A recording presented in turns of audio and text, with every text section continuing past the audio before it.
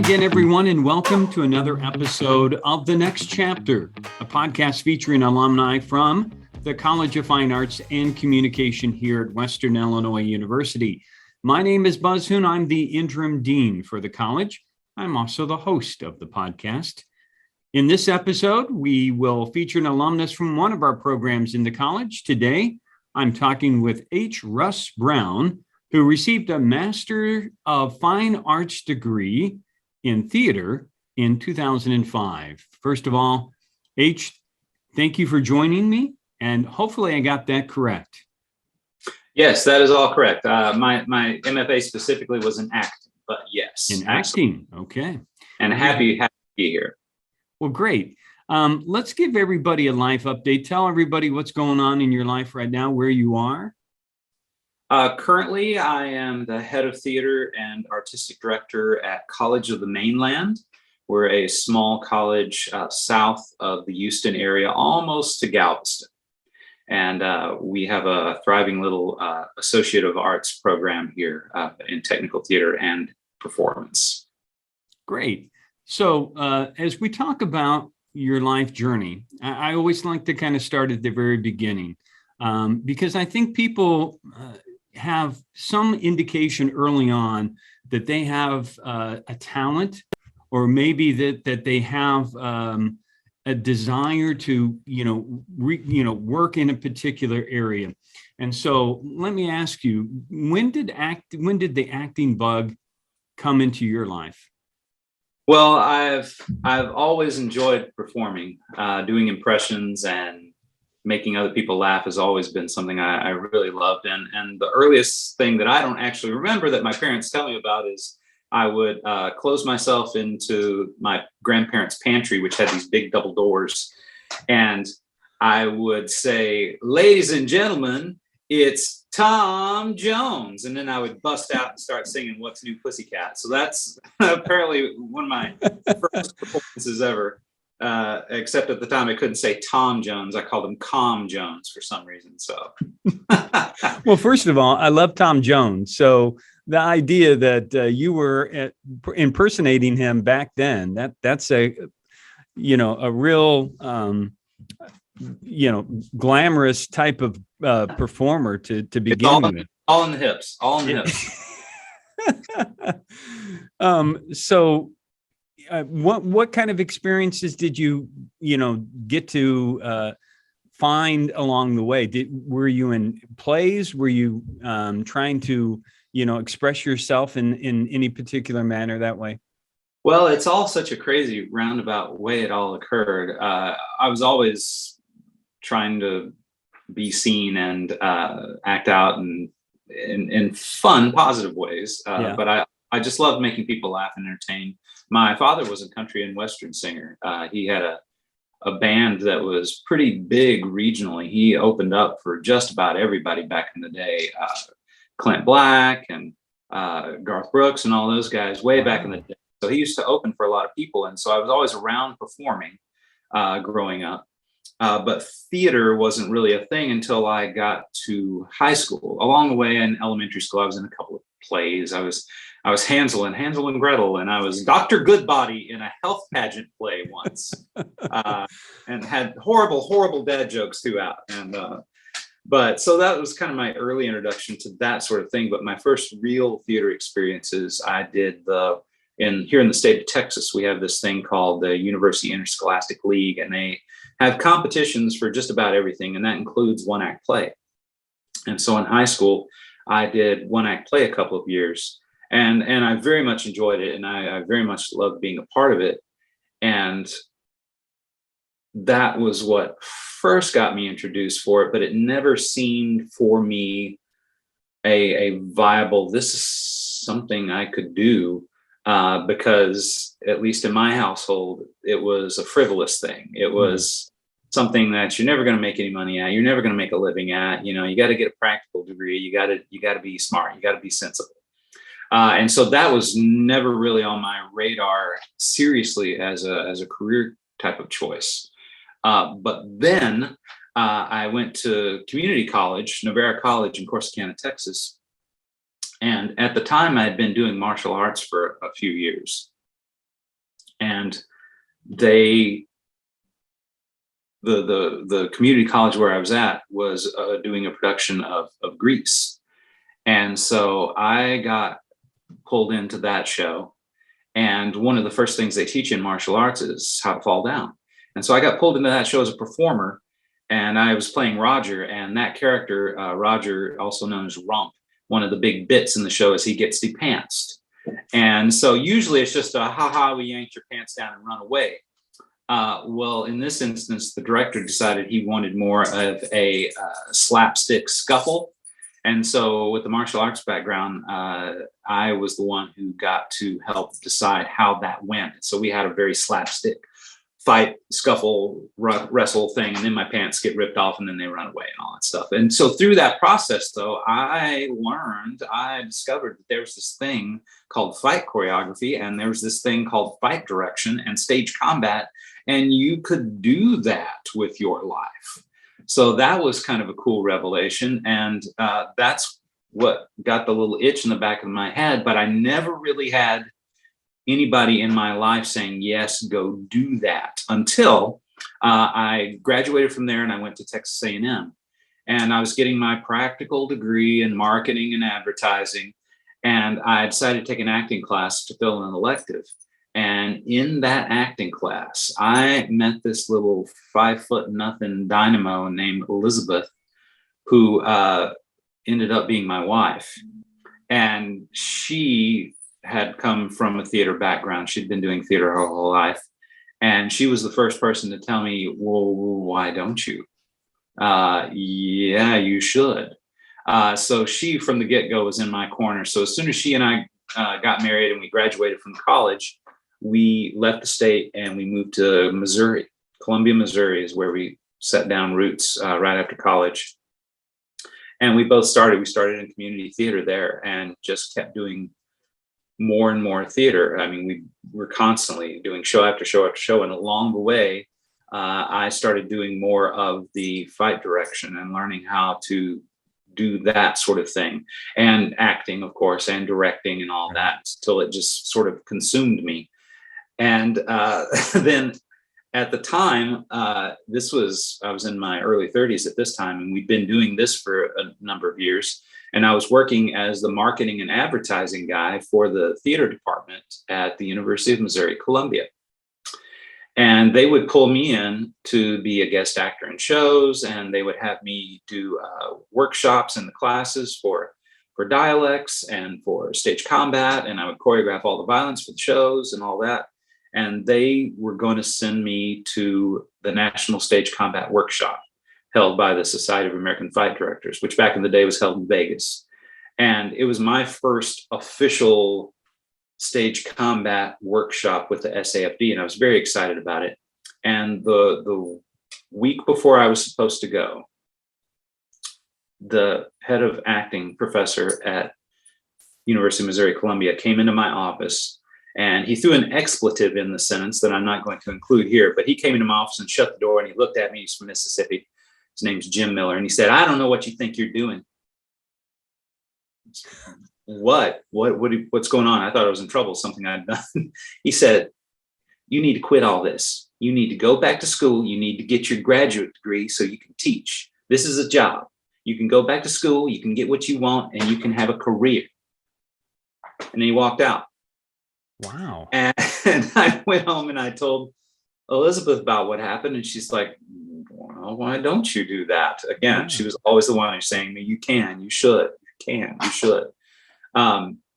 And so it was plaguing me in the back of my head. Is this crazy? I've established this career here at this school where I'm doing a pretty good gig doing the things that I love to do, but I'm paying the bills with the things I was trained to do in college and all that. Do I leave all this little safety net and go for that whole thing so I can do the theater thing full time? And so I did. I went to the National Stage Combat Workshop that summer and started interviewing everyone. Where did you go to school? Where did you go to school? Where did you get your training? What programs have this, and this? Because I want to teach, and I want to teach this, and I want to teach this, and I want to teach this. And one of the names that kept popping up time and again when I was there in Vegas at the National Workshop was Western Illinois University. In fact, a couple of the people that I worked with, including my first stage combat partner at the Nationals, Andrea Robertson, was a graduate of the program. And so that name kept coming up. And so when I got back, I did my research, looked into it, went up for a campus visit, auditioned for the program, and there you go. I'll be. And it seems like everything, even though, now much years later, it looks like everything was working up into that moment. It really was a leap of faith by you and your wife, Elizabeth, to say, let's go ahead and do this. Yeah, we had 2 kids, and we were in a house, and our youngest was 2, I think, and our oldest was like 4 or 5, and we just went for it. What do you think what was the motivation, do you think, of somebody that that walked into a room like that and changed your life? Have you talked to them about that and how that impacted you? Oh yeah, we've made friends over the years, and we've been friends for years, and I've talked about it. He knows that was a key moment for me. And what's really funny is the night before I was going to go to Vegas, I had to go to Walmart to pick up travel stuff for the plane, like shaving cream and all. And I was looking at razors, but I stopped looking at the razors, and I started thinking about, do I do this? Do I go to grad school? And then I heard Jim's voice in my ear say, "Looks like you got a big decision." Turn around, and it was him in Walmart talking to me. He was talking about the razors, because I was looking at the row of razors there. And it blew my mind. And I went home and told Elizabeth. She goes, "Okay, we got to look into this. We got to look into." You can't keep passing it off as a coincidence. Yeah, it was a pivotal moment, too pivotal, and I don't think I ever would have made that leap had he not walked into my office and poked me.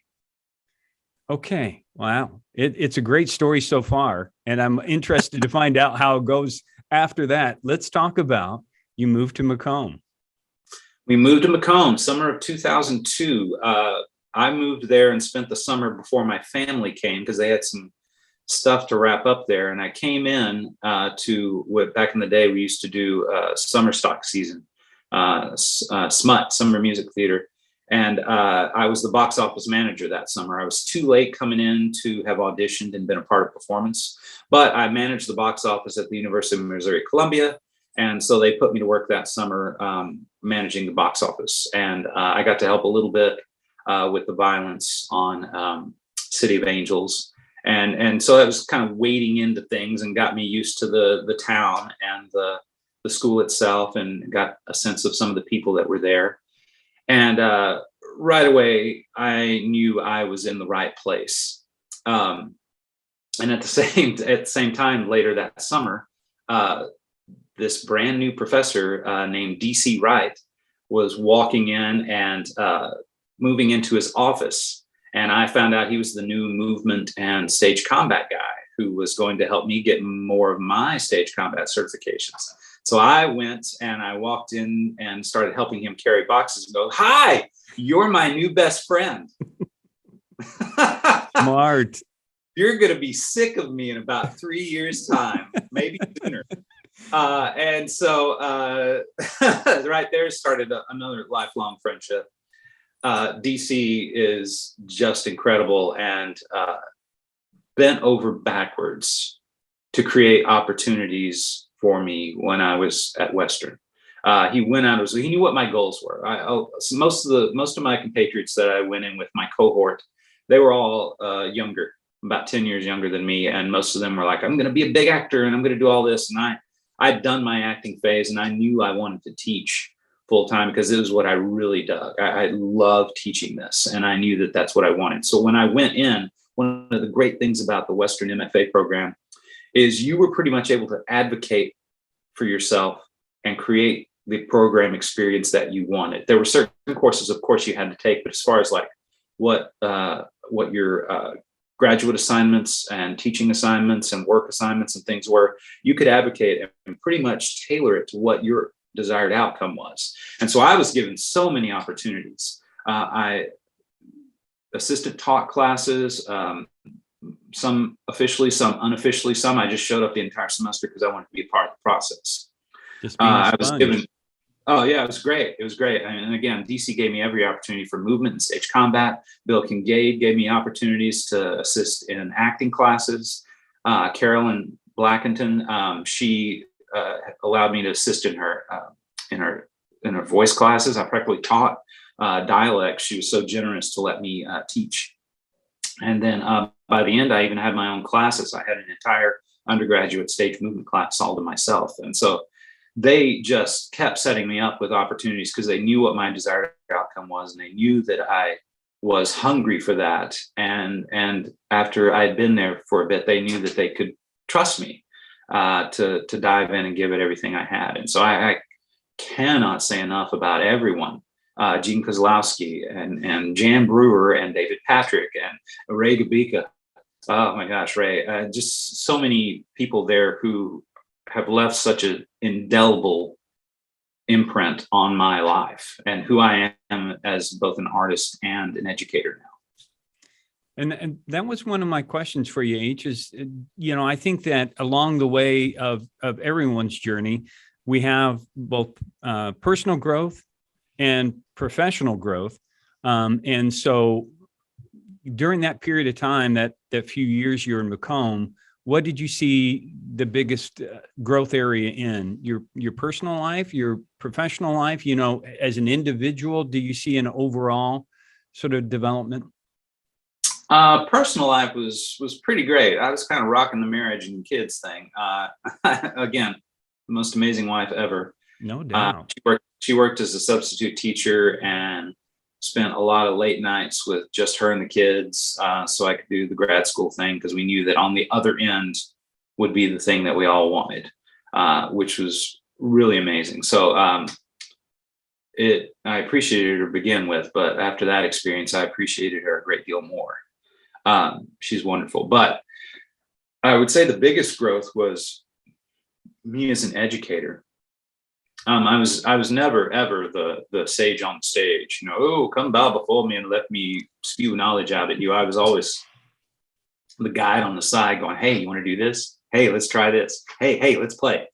So I was always that person. And like DC in particular very much models that. And so I learned so much from all of them about how to approach the pedagogy in a way that is artistically sound, professional at all times, but open and accessible, especially to kids of all ranges of experience and life backgrounds and things like that coming in, because some of them come in and they did play in high school. They did the spring musical every year and that's all they really know. And then we have some who come in and they've already got equity credits and stuff, so it's just being able to bring everybody to the same page in the same place in a way that doesn't demean anyone, that elevates everybody, but makes no one feel less than in any kind of way. So that's what I truly dig, and that's what I truly got out of the people in my time there. And that's wonderful, because all those kind of things that you're learning along the way are things that you're putting in your tool belt that you're going to use when you leave here. And so talk about how you leave with the MFA and then you look for a teaching job and how you ended up where you are. Well, we were getting to the end, and that's another thing that they really did great. Pretty much, again, as soon as I walked in, they knew what I wanted. And so they immediately started helping me with every bit of networking they could. Anytime I went to a workshop or a convention or anything like that, they were always making sure, the faculty that is, making sure that they were introducing me to people and making sure that my face got seen and my name got heard and the hand got shaked and those kind of things to expand my network. I had a massive network by the time I graduated that was almost non-existent prior to coming to WIU. So that was an incredible gift. And so they started me through that whole process about how to search for jobs and how to conduct myself in interviews, and really trained me well on that end so that I knew what I was doing. And by the time I got to the end of the graduate school experience, I had 3 job offers. waiting for me, and I Nice. came down to choosing one. So the one I accepted was at the University of Wisconsin in Stevens Point, which was my first full-time academic position right out of grad school. And so that's what took me there. So you go to Wisconsin again on the move, and the family's moving through the Midwest. Again on the move, me and my nomadic little family. Talk to my kids about that. But my nomadic little family, we went to Stevens Point. We were there for 3 years, a BFA program there. I was the head of voice, movement, and stage combat. And I was able to build that side of the program really well. After about 3 years up there, in small part because we had grandparents and things like that that were still back home in Texas. But a larger part is that the winters were brutal. I mean, days when you wake up and it's actually 30 to 40 below, not the wind chill factor, mind you, but the actual literal temperature is 42 degrees Fahrenheit, below Fahrenheit was the temperature one day. So cold that when you walk outside and if your hair's wet, it'll snap off and freeze. Crazy. After 3 winters of that, but don't get me wrong, beautiful summers. The whole 2 weeks of summer was just magical. We were like, okay, we have to find a balance because yeah, it was bad. So anyway, so I started looking, and we were able to find a position. I was hired on as the head of theater at Lon Morris College, a small college in East Texas. So that brought us back home, a little closer to family. We were there for a couple of years, and I again taught movement, stage combat, voice, and all that stuff, and I was directing. And in my time there, one of the things that it's not a bragging point, I'm just saying, this is one of the reasons I've gotten hired several times now, is that I'm a great recruiter. I can build a program. I can get people to get a sense that they can trust me and that they can trust the training and that I have their individual best interest at heart. So that's been important. That's a massive thing because it's a big leap. It's a big leap. You can go to a college and learn math or history or whatever anywhere, but theater is so intimate and so personal, and you got to know that the people are there that you can trust, that hold your best interest at heart at all times. So that's one thing I was able to do. And so as a result, I've been able to grow the programs that I've walked into. When I got to Lon Morris, we had about a dozen majors. And when I left, we had about 60. And that was in 3 years. And then after that, something happened at Lon Morris that was unfortunate. And there was a big loss of money by the college that caused the shutdown of the college. And I could see the writing on the wall. So I took the first position as a safety net. I landed in a high school position because it was far too late to get a college position. And I taught a couple of years of high school in the Houston area and in the Tyler area. I did that for 3 years. I did 4 years of high school and still looking to get back into upper level academia. Thoroughly appreciate everything that came out of my high school years teaching that level. It helped me understand the kids who are coming in to the 4-year programs and the 2-year programs as a result.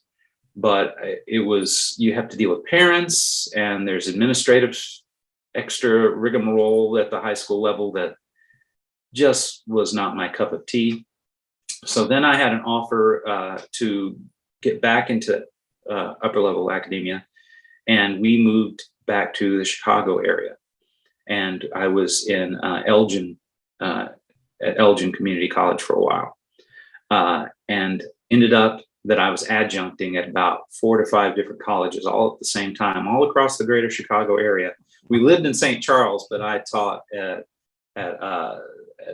Prairie and Lake County and Elgin and all over the place. And I substituted downtown at Roosevelt and things like that.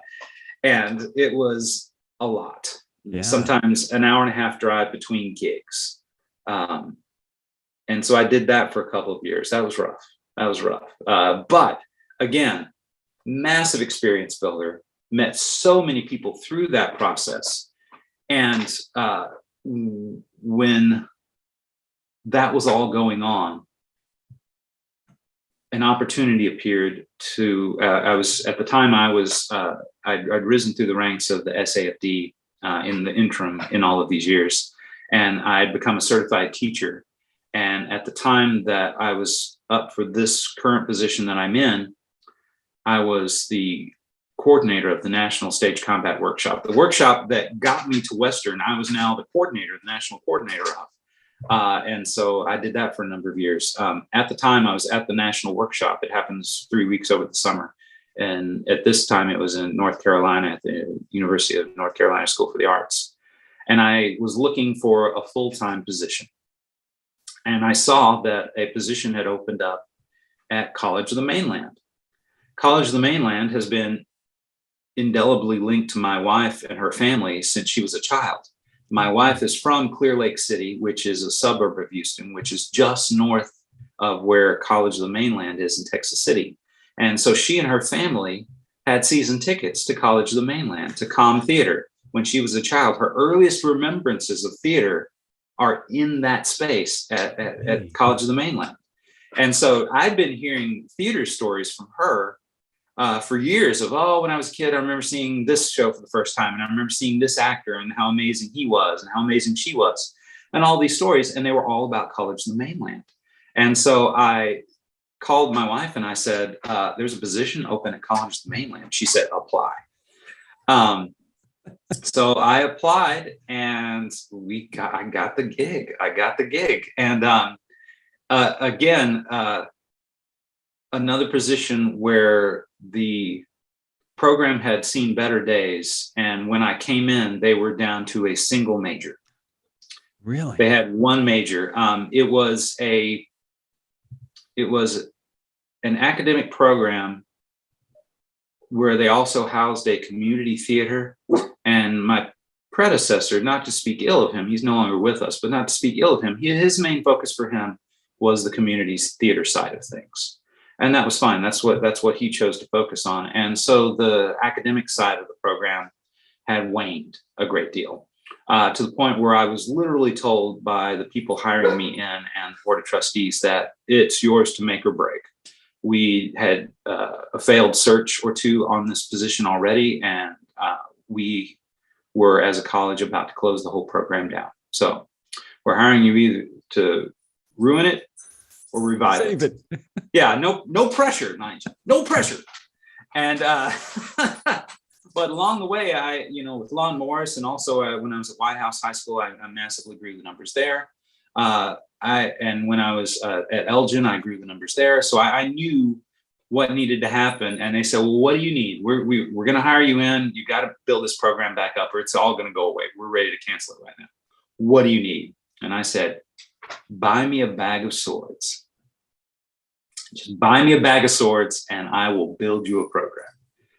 I said, okay. So they bought me a bag of single swords, swashbuckling rapier type single swords from roguesteel.com. Neil Massey. Hey, shout out. And as soon as I landed, I contacted every high school teacher within an hour of me and said, hi, my name is Russ Brown. I'm the new head of theater at College of the Mainland. And I want to come to your school and give you a free stage combat workshop. And so that's what we did. I and my fellow faculty and staff who are there are incredible scenic designer, Kurt Meyer, and our amazing costume director, Amanda Bezemek. We opened our doors and said, we are here as a free resource. Do you need us to come in and focus your lights for your show? Done, free. Do we need to come in and I can teach you a dialect for your next show? Awesome. Want me to come slap your kids or slash them with a sword? Done. I'll come to you free. And costumes, you need to borrow costumes for your show? Come on, free. And so we just wanted to get to know the kids and get to know the teachers and get to know the programs. So within that first year, before we finished that first year, we went from 1 major to 7.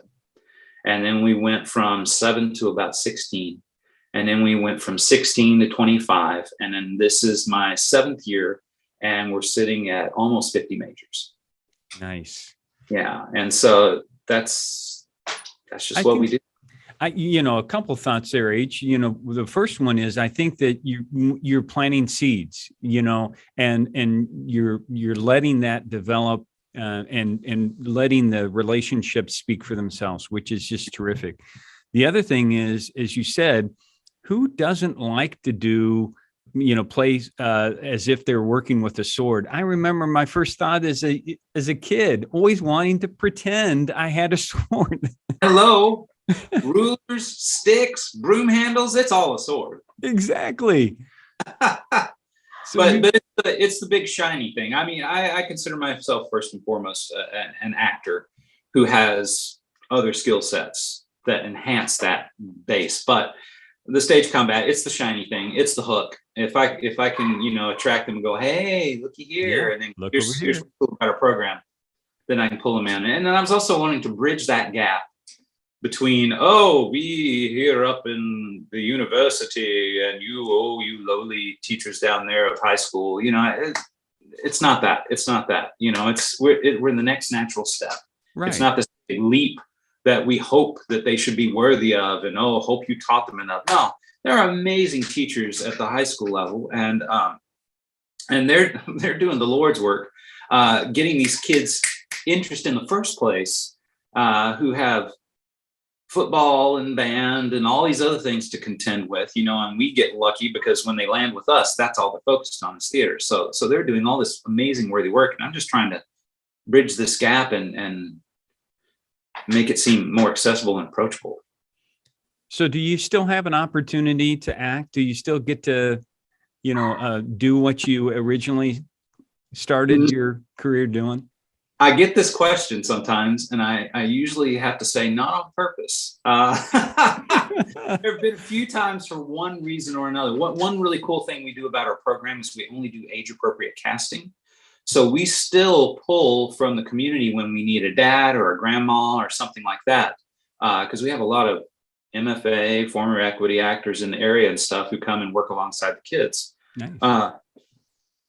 But there have been a few times where we've lost an actor for one reason or another, family emergency or whatever. And there have been a few times where I've had to step in and take over a role. Luckily, I'm a quick study. So once I had to jump in as Booley on Driving Miss Daisy with 3 days notice, pretty much. So do you think that every once in a while it's good for your students to see something like that, to see their teacher's ability, of what, just for credibility reasons, maybe? Absolutely. I mean, they see me. I still work professionally outside of the school as a dialectician and a fight director. I've done stunt coordination on TV commercials, and I did the Alley Theater, which is the big equity theater, Tony Award winning theater here in downtown Houston. I did Three Musketeers for them a couple of years ago. And so I still stay very active professionally on that end of things, but as a performer, not as much. But yes, I think it's absolutely vital, seeing them put your money where your mouth is and put it into practice. I'm actually going to get to next year. It's our 50th anniversary season here.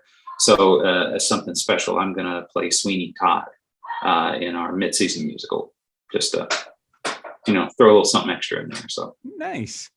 Yeah, it'll be fun. One thing that I was going to ask you before we get into your recommendations for students, because obviously you're connected with students on a daily basis. I heard that also your son came to WIU. Yes, he did. And so you did, and so it's kind of a really great family tradition. And so what did you tell him when he was considering to coming to WIU? He was one of the ones who sort of brought it up, and he liked the fact that he knew most of the faculty that were still here, and that he knew that he could trust them to actually invest in him and to challenge him. So he was here for a BFA musical theater, and he loved his time here. And plus, it was not an unknown thing. I mean, it's a pretty big leaping into a program from high school, the safety of high school. You know, you're this big fish sometimes in this very little pond, and you're leaping into this program. But he knew that he would get the sort of experience that would challenge him and allow him to grow while still being looked after as an individual, which I knew was going to be the case anyway, regardless of his history and background here. So let's go into our last question, H, which is about recommendations for students, and looking back over your career and seeing all the wonderful twists and turns and things that have led you to where you are. What kind of recommendations do you have for a young person that's interested in theater? Well, my one big thing is that, first of all, don't go to a conservatory. Conservatory is not what you want. You want conservatory style training, perhaps, the intensity of it, yes. But at the end of the day, you still want a college degree. And you want to go to a place where, again, your individual needs will be met, that you will not be that kid, that kid, he always wore that hoodie and he was in the class in the back. Yeah.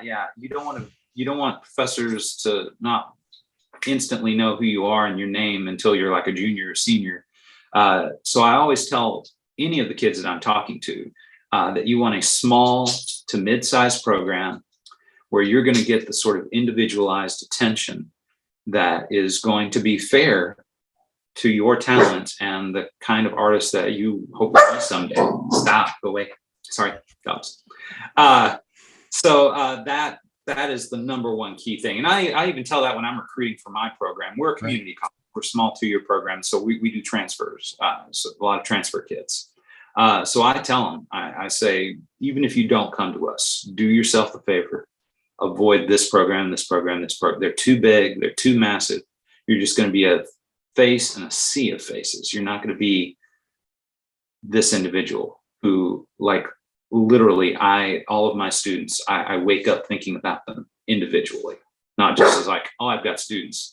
I'm thinking about Matthew. I'm thinking about Ryan. I'm thinking about Malia. Every day I'm thinking about these kids, Burkmeyer and the kids, and okay, how do I help them today? What do I do to move them forward today? And you're not going to get that in the big programs. I mean, there's programs here in Texas that some of the larger programs have 150, 200 majors, and then they put up a season that has 60 roles in it. I don't like those odds. I mean, there's some programs here that will just flat out tell you that you're not going to see the main stage until you're a junior. Some of them even won't let you audition for the main stage until you're a junior. But at Western, and in my program, but at Western, my experience always was that talent won out. So walk into the room and there were opportunities for everybody. I don't know anybody who got out of there not having an awesome opportunity at every level. So that's what I tell them. Look for that small to mid-sized program that's going to look after you, that's not going to be focused too much on the grad students either. That's another issue sometimes. Sometimes when there's a grad program, it's all about the grads, there are programs all over this place I can name that are that way. Not the case at Western. I was picked over sometimes by undergrads, and that's awesome. And 9 times out of 10, I was surrounded by awesome undergrads. So it was not the case, and I'm sure it's still not. Everybody was on equal footing, and everybody was given opportunities, and they just have to come in and advocate for themselves, speak up, and show themselves worthy of opportunity. Well, it sounds like you've, over the years, have taken advantage of when a door opens, you walk through it. You're paying it back, which I appreciate so much, because I think that's what we do in higher education. We're helping to transform lives, and we're trying to help provide opportunities for young people to live out their dreams. And so, and I applaud you for that. Well, one way I'm paying. Well, thank you. That's a big thing. I mean, it's not about me. Yeah. My whole thing is, what can I do for them? What can I do to get them? I want to be that guy who did the thing for them. Not because I get something out of that, but because so many times there's not somebody for people. and you wish there had been that person. But I want to make sure that nobody wishes they'd had that person. I'm just going to be that person, or make sure I'm surrounding myself with the people who will be that person, one way or the other. But our program has grown to the point now that we're starting to crank out graduates, which is nice, who are serious and transferring.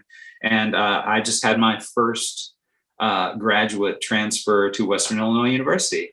Anne-Marie Garcia is now a BFA musical theater in your program, and I could not be more proud of her. Nice.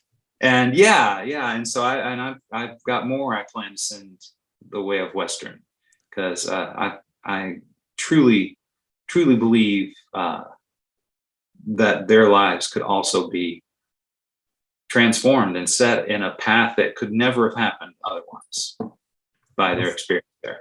Well, thank you so much for not only for doing all that, but for taking time to talk with me on the podcast, and for trusting us with your son, and and so many other things. I hope at some point in time to meet you in person, and especially I hope at some time to meet your wife, because she sounds very wonderful. Yeah, she's a middle school theater teacher. I mean, truly the Lord's work. 5th and 6th grade theater. Whoa. Yeah, she's incredible. Great. Well, thanks again for being on the podcast. I appreciate it, H. Thank you so much. It's nice to meet you. And thanks to all of our listeners and viewers out there. We want to continue to hear from our alumni from the college departments, and we continue to hope that you will support our departments and listen to the podcast. So until the next episode, stay safe, take care, and God bless.